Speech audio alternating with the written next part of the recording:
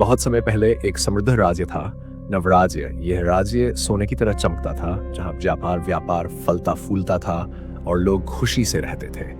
लेकिन इस समृद्धि के पीछे एक रहस्य था, जिसे सिर्फ राज परिवार जानता था। कहा जाता था कि यह राज्य एक श्राप के साये में था। राजा अधिराज, जो नवराज्य के शक्तिशाली शासक थे, इस श्राप को खत्म करने के लिए वर्षों से प्रयास कर रहे थे। लेकिन हर बार जब वे कोई हल निकालने की कोशिश करते तो अजीब घटनाएं होने लगती। राजमहल के सैनिक अचानक गायब हो जाते, खेतों में खड़ी फसलें एक ही रात में जलकर राख हो जाती, और सबसे रहस्यमय बात, हर पूर्णिमा की रात एक रहस्यमयी घंटी की आवाज पूरे राज्य में गूंजी थी। राजा अधिराज ने अपने सबसे भरोसेमंद योद्धा सेनापति वीरभद्र को बुलाया।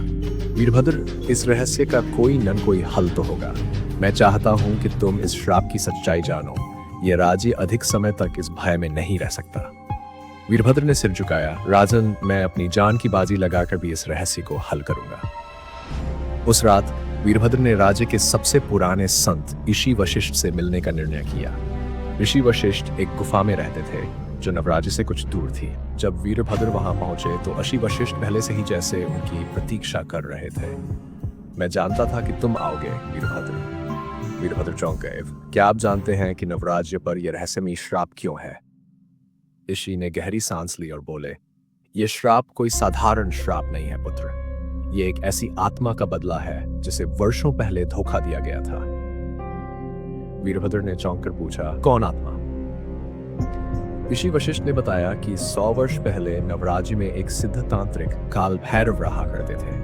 उनकी सिद्धियां इतनी शक्तिशाली थीं कि वे हवा में उड़ सकते थे और मृत आत्माओं से बात कर सकते थे। राजा अधिराज के पूर्वजों ने उनसे अमरता का रहस्य पूछा था, लेकिन जब काल भैरव ने ये जान देने से मना कर दिया तो राजा ने उन्हें धोखे से मार डाला। मरते समय काल भैरव ने श्राप दिया, जब तक मेरी आत्मा को शांति नहीं मिलेगी, यह राज्य पूर्णिमा की रात को मेरी पीड़ा महसूस करेगा, और जिस दिन यह घंटी 3 बार बजेगी उसी दिन इस राज्य का अंत होगा।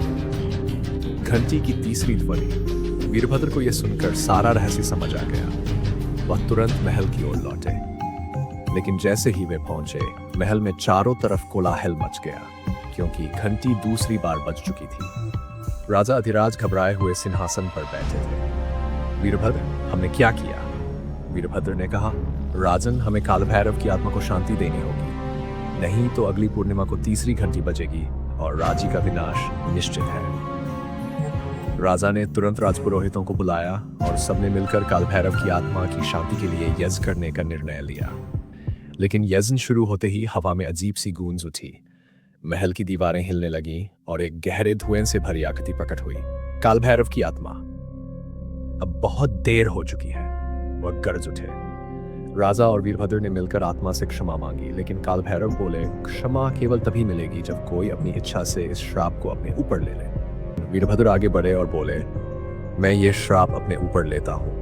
इस राज्य ने मुझे बहुत कुछ दिया है और मैं इसे नष्ट नहीं होने दूंगा। काल भैरव मुस्कुराए, तुम्हारी निष्ठा प्रशंसनीय है, लेकिन यह श्राप अमर है। अगर तुम इसे अपने ऊपर लोगे तो तुम्हें नवराज्य छोड़कर जाना होगा, हमेशा के लिए। वीरभद्र ने राजा अधिराज की ओर देखा। राजा की आंखें भर आईं, लेकिन उन्होंने सिर हिलाया। ये राज्य तुम सदा यूनानी रहेगा, वीरभद्र, राजा बोले। और उसी रात वीरभद्र नवराज्य से हमेशा के लिए चले गए। इसके बाद नवराज्य में घंटी कभी नहीं बजी। राज्य फिर से समृद्ध होने लगा, लेकिन वीरभद्र का नाम इतिहास में खो गया। कहा जाता है कि वीरभद्र अब भी कहीं जीवित है, किसी और भूमि में, जहां वे अंधेरे से लड़ते हैं, और हो सकता है कि किसी और राज्य का रहस्य सुलझाने की तैयारी कर रहे हों।